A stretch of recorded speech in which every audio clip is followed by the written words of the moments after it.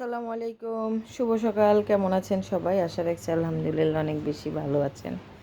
আমিও আপনাদের দয়ায় ভালো আছি। আরেকটা ব্লগ নিয়ে হাজির হয়েছি অনেক দিন পরে। তো বিছানাবাতি গুছগাছ করে নিলাম সব কিছু।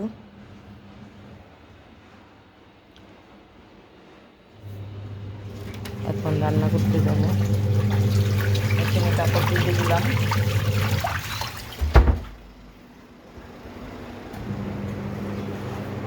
রান্নাবান্নার জন্য সব কিছু বের করে নিব এখন। তো আজকে ভিডিওটা দেখতে থাকুন, ভালো লাগবে আশা রাখছি।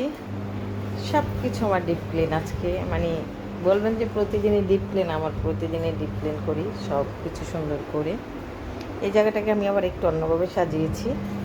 আচার দুইটা রেখেছি, একটু জুস খাওয়ার গ্লাসটা রেখেছি, এটা আমার মগ, এই আর কি।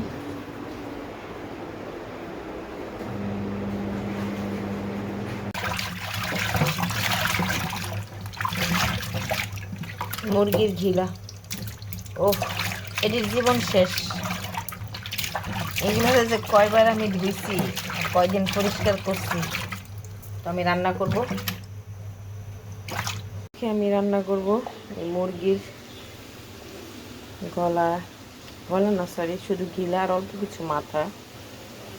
আজকে আমি কী কী রান্না করি সেইগুলো আপনাদের সঙ্গে শেয়ার করব। তো আজকে আমি মুরগির এই যে অনেকগুলা গিলা, এই প্রথম আমি রান্না করতেছি। একদম ক্লিন করে পরিষ্কার করে নিয়েছি। গতকালকে এগুলো সব আমি পরিষ্কার করছিলাম তাড়াতাড়ি হওয়ার জন্য। তো আজকে রান্না করব। তো এখানে আমি সমস্ত মশলা দিয়ে কষিয়ে নিচ্ছি। সাধারণ মশলাই, আমরা মুরগি রান্না করলে যেগুলো খাই সেভাবেই আমি সব কষিয়ে নিয়েছি। আরও কিছু রান্না বান্না আছে। এখানে পাবদা মাছ মাথায় নিয়েছি, আমি একটু ভেজে রান্না করব। এটা মনে হয় কী মাছ জানি না, চিনি না, আমি মাছ চিনি না ভাই। তো এটা রান্না করতেছি। আরও আছে করবো আলু দিয়ে, আর সঙ্গে আছে এখানে মুরগির কিমা, এটা দিয়ে আমি সব কিছু রান্না করবো। দেখুন কী অবস্থা, আমার সব কিছু এলোমেলো, কোনো গোছানো হয়নি। রান্নাবান্না শেষে আমি গুছাবো। তো মুরগির এখানে মশলাটা আমি বারে পানি দিয়ে ভালোভাবে কষিয়ে নিচ্ছি।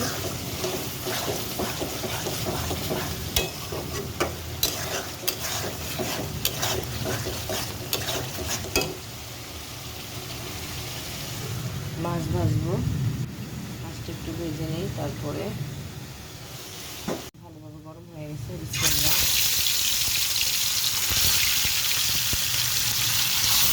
এটা দিয়ে আমি লাউ রান্না করবো।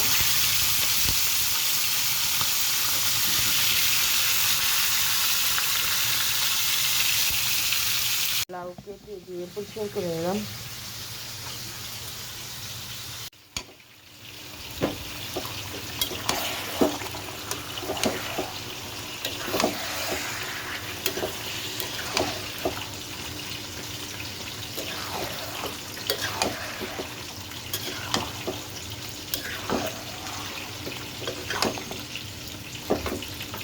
সবগুলো আমি এখন মশলার সাথে মাখিয়ে নিই। আগে মুরগির মাংস কিমা দিয়ে আমি আজকে করলা ভাজি করবো।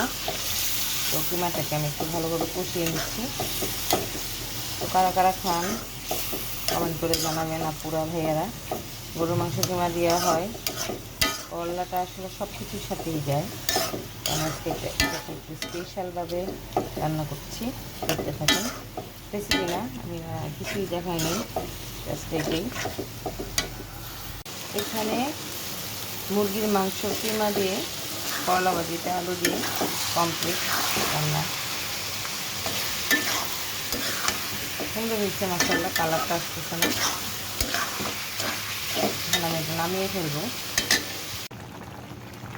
লাউ,